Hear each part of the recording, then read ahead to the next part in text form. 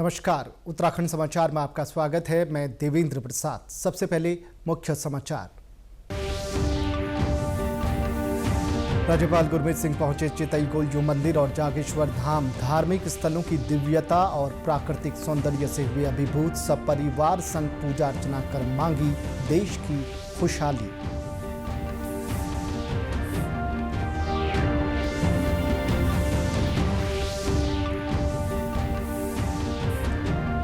मुख्यमंत्री पुष्कर सिंह धामी ने कालू सिद्ध मंदिर में प्राण प्रतिष्ठा कार्यक्रम में की शिरकत। पूजा अर्चना कर की प्रदेश वासियों की सुख समृद्धि की कामना।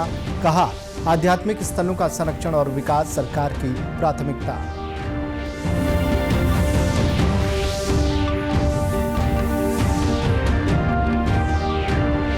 और उत्तराखंड में हर्ष और भाईचारे के साथ मनाया गया ईद उल अजहा। नमाज के दौरान किए गए सुरक्षा के कड़े इंतजाम। धर्मगुरुओं ने युवाओं से की नशे से दूर रहने की अपील। अब समाचार विस्तार से। राज्यपाल गुरमीत सिंह अल्मोड़ा दौरे के दौरान सपरिवार प्रसिद्ध चितई गोलू मंदिर और प्राचीन जागेश्वर धाम पहुंचे।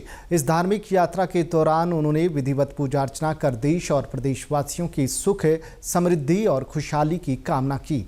राज्यपाल ने पूजा के उपरांत अपने अनुभव साझा करते हुए कहा कि इन दिव्य स्थलों की दिव्यता, आध्यात्मिक ऊर्जा और प्राकृतिक सौंदर्य ने मन को अत्यंत शांति और संतोष से भर दिया है। ये स्थल हमारी सांस्कृतिक और धार्मिक विरासत के अनमोल प्रतीक हैं। मंदिर समिति और प्रशासनिक अधिकारियों ने उन्हें मंदिर की महत्ता और इतिहास से भी अवगत कराया। चितई गोलू मंदिर न्याय के देवता गोलू देवता को समर्पित है। जागेश्वर धाम भगवान शिव के 124 प्राचीन मंदिरों का समूह है। मुख्यमंत्री पुष्कर सिंह धामी ने हल्द्वानी स्थित कालू सिद्ध मंदिर में आयोजित 3 दिवसीय प्राण प्रतिष्ठा कार्यक्रम में भाग लिया। इस अवसर पर उन्होंने विधिवत पूजा अर्चना कर मंदिर में छत्र अर्पित किया और प्रदेश वासियों की सुख समृद्धि की कामना की। मुख्यमंत्री ने नवनिर्मित भव्य मंदिर परिसर का निरीक्षण भी किया। मुख्यमंत्री ने कहा कि कालू सिद्ध मंदिर क्षेत्रवासियों की आस्था का प्रमुख केंद्र है। उन्होंने ये भी कहा कि राज्य सरकार आध्यात्मिक और सांस्कृतिक स्थलों के संरक्षण के साथ साथ उनके समग्र विकास को प्राथमिकता दे रही है। देश भर के साथ साथ उत्तराखंड में भी आज ईद उल अजहा का पर्व पूरे हर्ष और उल्लास के साथ मनाया जा रहा है। राजधानी देहरादून से लेकर सीमांत जिलों तक मुस्लिम समुदाय ने ये पर्व भाईचारे और अमन के पैगाम के साथ मनाया। चमोली जिले के गोपेश्वर, जोशीमठ, थराली, कर्णप्रयाग और गौचर सहित कई इलाकों में मुस्लिम समुदाय के लोगों ने ईद उल अजहा की नमाज अता की। दुआ से ये मुराद है कि पूरे देश के लिए, दुनिया के लिए, प्रदेश के लिए, अपने इस नगर के लिए, तमाम इंसानियत के लिए दुआएं की जाती हैं कि पूरे मुल्क में, पूरे आलम के अंदर जो है अमन रहे, आपसी भाईचारा रहे और सबकी ज़िंदगियों में बरकत हो, देश उन्नति करे, लोग आगे बढ़ें।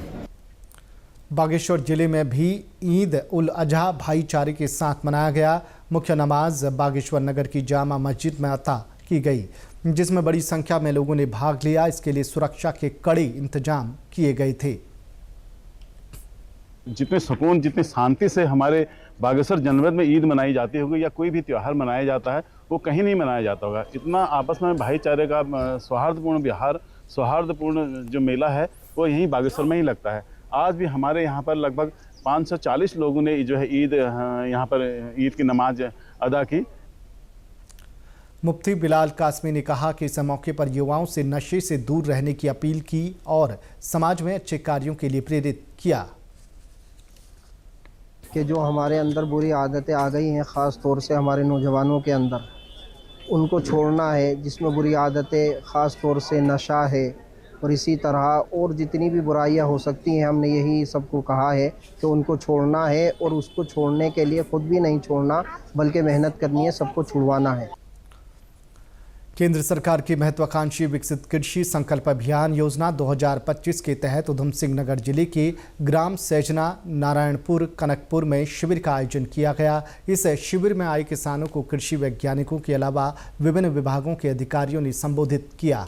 इस दौरान किसानों को केंद्र और राज्य सरकार की योजनाओं के साथ ही कृषि की नवीनतम तकनीकों की जानकारी दी गई। वहीं किसानों ने कृषि ऋण में बैंक की तरफ से आ रही अड़चनों के बारे में बताया। साथ ही गर्मी वाले धान के विकल्प के रूप में मक्के की खेती को लेकर अपनी चिंताओं को पटल पर रखा। बैंक में जाके उसमें कोई कमी निकल आती जिससे अक्सर हमारा लोन पास नहीं हो पाता। अतः इसमें उनकी ये सुझाव था कि यदि इस तरह की गोष्ठियों में बैंक कर्मी आकर किसानों को उन कमियों के बारे में बता दें जिससे भविष्य में उनको कोई परेशानी ना हो, तो यह किसानों के लिए अति उचित होगा। यहाँ पर गर्मी का जो धान लगाया जाता था उसको भारत सरकार द्वारा बंद कर दिया गया क्योंकि पानी के लेवल की काफ़ी गहराई बढ़ गई थी। तो उसके विकल्प के रूप में मक्का और गन्ना है। गन्ना थोड़ा बहुत पहले से भी लगता था क्योंकि एक फैक्ट्री पास में, लेकिन अब मक्का की तरफ रुझान है। परंतु मक्का में उनको यह संशय है कि अगर हम सारे लोग मक्का करेंगे तो हमें उसका उचित मूल्य मिलेगा कि नहीं, क्योंकि यह मूल्य जो है मॉइस्चर % के ऊपर आधारित है। वहीं किसान विकसित कृषि संकल्प अभियान योजना का पूरा लाभ ले रहे हैं। किसान रविकांत वर्मा ने बताया कि ये केंद्र सरकार की बहुत अच्छी पहल है। वहीं नारायणपुर के किसान दीपक मिश्रा का कहना है कि कृषि की नई तकनीक जो प्रयोगशालाओं तक सीमित रह जाती थी, इस कार्यक्रम के चलते किसानों के घर तक पहुंच रही है। हर चीज़ आपको बताई जा रही है। कृषि में आपकी भूमि का परीक्षण कैसे होगा, आपको किस चीज़ में कितना अनुदान मिलेगा और किस कृषि को कितना आप आगे बढ़ा सकते हैं, किस तरीके से आप एक फसल 2 फसल एक साथ ले सकते हैं, इसके बारे में सारी योजना बताई जा रही हैं। और जितने भी इनके कार्य हैं कृषि से संबंधित वो सारी से वो दी जा रही है, प्रशिक्षण दिया जा रहा है, शिक्षा दिया जा रहा है, बताया जा रहा है, जिससे किसान काफ़ी लाभान्वित हो रहे हैं। मत्स्य विभाग का भी यही है, वहाँ भी केंद्र सरकार द्वारा जो सब्सिडी दी जा रही है, स्टेट गवर्नमेंट द्वारा जो सब्सिडी दी जा रही है, उससे किसान काफ़ी लाभान्वित और समझने की कोशिश कर रहे हैं। नई तकनीकी है उसके बारे में जानकारी दे रहे हैं, जिससे जो प्रयोगशाला तक सीमित रहता था वो आज गांव-गांव में किसानों तक पहुंच रहा है, जिससे बहुत ही बड़ा फायदा हो रहा है। ये सरकार के इस कदम की मैं बहुत ही ज़्यादा सराहना करता हूँ, जिसके आज हमारे किसान अगर उन्नत तकनीक अगर इस्तेमाल करते हैं तो निश्चित रूप से उनका लाभ डबल या ट्रिपल होगा। इससे निश्चित रूप से हमारे किसानों को लाभ मिलेगा। और जो ये यंत्र वगैरह की जो जानकारियां हैं कि किसान कैसे जो महंगे यंत्र हैं, अच्छे यंत्र हैं जो कि कम समय में ज़्यादा काम कर सकते हैं, तो उन यंत्रों के बारे में भी जो जानकारी विभाग के द्वारा दी जा रही है, मत्स्य विभाग के द्वारा जो जानकारी दी जा रही है, तो इस कार्यक्रम से निश्चित रूप से हमारे किसानों को लाभ मिलेगा। आपको बता दें कि विकसित कृषि संकल्प अभियान आगामी 12 जून तक चलाया जाएगा। इस दौरान कृषकों को जागरूक किया जाएगा और विभिन्न योजनाओं और कृषि संबंधित सुझावों को आमंत्रित किया जाएगा, जिसकी रिपोर्ट सरकार को प्रेषित की जाएगी ताकि आगे की योजनाओं में उसे समाहित किया जा सके। उत्तरकाशी जिले के मोरी तहसील क्षेत्र में शुक्रवार देर शाम को एक दर्दनाक सड़क हादसा हो गया। मोरी त्यूणी मोटर मार्ग पर स्थित वन विभाग बैरियर के पास एक पिकअप वाहन अनियंत्रित होकर खाई में गिर गई। हादसे के वक्त वाहन में 3 लोग सवार थे। आपदा प्रबंधन विभाग ने बताया कि दुर्घटना में 2 लोगों की मौके पर ही मौत हो गई, जबकि एक व्यक्ति गंभीर रूप से घायल हो गया। घायल की पहचान प्रमोद राणा निवासी ग्राम मोड़ा के रूप में हुई है। उन्हें प्राथमिक उपचार के बाद गंभीर हालत में हायर सेंटर रेफर किया गया। वहीं जिले के धरासू में मरगांव के पास एक वाहन अनियंत्रित होकर करीब 100 मीटर गहरी खाई में गिर गया। वाहन गमरी पीपलखंडा से पुजार गांव डुंडा जा रहा था। दुर्घटना की सूचना मिलने पर चिन्याली सौड़ से एसडीआरएफ की टीम मौके पर पहुंची और रेस्क्यू ऑपरेशन चलाया गया।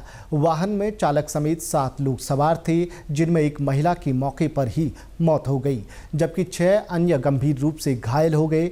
घायलों में 2 महिलाएं और 4 बच्चे शामिल हैं। सभी का अस्पताल में इलाज कराया जा रहा है। उधर टिहरी में भी एक हादसा हुआ है। जिले में गुलर के समीप एक वाहन अनियंत्रित होकर पुल से नीचे जा गिरा। ये घटना आज सुबह करीब 3:47 की बताई जा रही है। घटना की जानकारी लगते ही पुलिस चौकी 82 ने एसडीआरएफ को सूचना दी, जिसके बाद टीम तुरंत घटनास्थल के लिए रवाना हुई। एसडीआरएफ टीम ने अंधेरे के बीच रेस्क्यू ऑपरेशन शुरू किया। कड़ी मशक्कत के बाद दुर्घटनाग्रस्त वाहन तक पहुंच बनाते हुए उसमें दोनों घायलों, एक पुरुष और एक महिला को स्ट्रेचर के माध्यम से सुरक्षित मुख्य मार्ग तक पहुंचाया गया। दोनों को इलाज के लिए अस्पताल में भर्ती कराया। घायलों की पहचान कैथल हरियाणा निवासी दक्ष सलूजा और हीना सलूजा के रूप में हुई है। देहरादून के जिलाधिकारी समिन बंसल ने सुदूरवर्ती क्षेत्र जौनसार बावर में चल रही खाद्यान्न की समस्या को लेकर कार्रवाई की है। जिलाधिकारी ने क्षेत्र में एक उच्च स्तरीय टीम भेजी, जिसने खाद्यान्न विक्रेताओं से इस समस्या पर विस्तार से चर्चा की। अब अगले सप्ताह से आंतरिक गोदामों से खाद्यान्न उठान शुरू हो जाएगा। दरअसल जौनसार बावर में लगभग 250 सरकारी सस्ता गल्ला विक्रेता 2 महीने से गोदाम से राशन नहीं उठा रहे थे, जिससे क्षेत्र में धात्री, महिला, बुजुर्गों, बच्चों और मिड डे मील के लिए अनाज आवंटन और खाद्य प्रबंधन अव्यवस्था की स्थिति उत्पन्न होने लगी थी। देहरादून जिले के पर्वतीय आंतरिक गोदामों में विक्रेताओं द्वारा खाद्यान्न और electronic point of sales machine न उठाए जाने से समस्या हो रही थी। प्रशासन की कार्रवाई के दौरान सभी गोदाम प्रभारियों को निर्देशित किया गया कि प्रत्येक दिन गोदाम खुला रखकर खाद्यान्न और ई पास मशीन का वितरण सुनिश्चित करें। वहीं खाद्यान्न उठान के साथ ई पास मशीन का प्रशिक्षण आज से शुरू किया जाएगा। इसी के साथ अभी तक के समाचार समाप्त हुए। दूरदर्शन समाचारों से जुड़े रहें। मिलते हैं फिर शाम 5 बजे के बुलेटिन में। नमस्कार।